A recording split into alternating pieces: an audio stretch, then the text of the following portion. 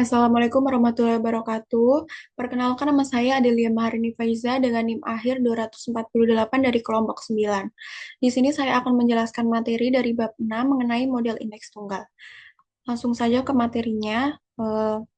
Dari pengertian model indeks tunggal sendiri. Nah, model indeks tunggal adalah model sederhana untuk menjelaskan hubungan antara return suatu saham atau portofolio dengan return pasar. Misalnya kalau indeks IHSG naik, maka biasanya banyak saham juga ikut naik. Dan inilah yang coba dijelaskan oleh model indeks tunggal. Nah, model ini pertama kali dikembangkan oleh William Shape tahun 1963 dan merupakan penyederhanaan dari model Markowitz yang lebih kompleks. Intinya model indeks tunggal mempermudah kita dalam menghitung risiko dan return portofolio tanpa harus menghitung korelasi antar semua pasangan saham satu per satu seperti pada model Markowitz. Selanjutnya ada komponen model indeks tunggal. Nah, model indeks tunggal ini didasarkan pada pengamatan bahwa harga dari suatu sekuritas berfluktuasi searah dengan indeks pasar. Eh, model Memang pada kenyataannya yang sering terjadi di pasar modal bahwa harga saham umumnya bergerak searah dengan indeks pasar. Artinya kalau indeks pasar seperti ISG sedang naik, maka mayoritas harga saham juga ikut naik dan sebaliknya. Nah, fenomena ini menunjukkan bahwa return antar saham ini saling berkorelasi bukan karena hubungan langsung antar perusahaan, tetapi karena semua saham ini bereaksi terhadap perubahan harga pasar atau terhadap kondisi pasar yang sama. Selanjutnya ada komponen model indeks tunggal. Nah, return indeks pasar ini dapat dituliskan secara matematis sebagai berikut, yaitu RI sama dengan alpha ditambah beta dikali dengan RM atau return of market. Nah, RI sendiri merupakan return dari sekuritas ke I, misalnya saham tertentu.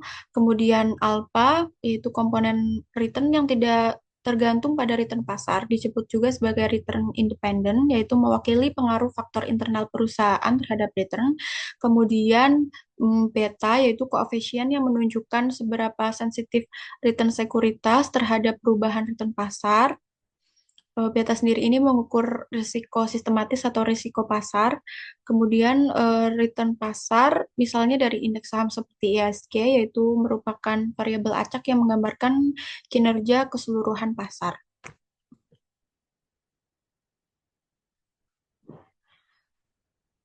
Selanjutnya ini ada eh, lanjutan tentang komponen model indeks tunggal, khususnya fokus pada bagian komponen return yang tidak tergantung dari return pasar. Nah, terdiri dari dua bagian, yaitu alpha AI ditambah dengan EI atau error atau residual. Nah, eh, alpha murni itu merupakan komponen tetap dari return.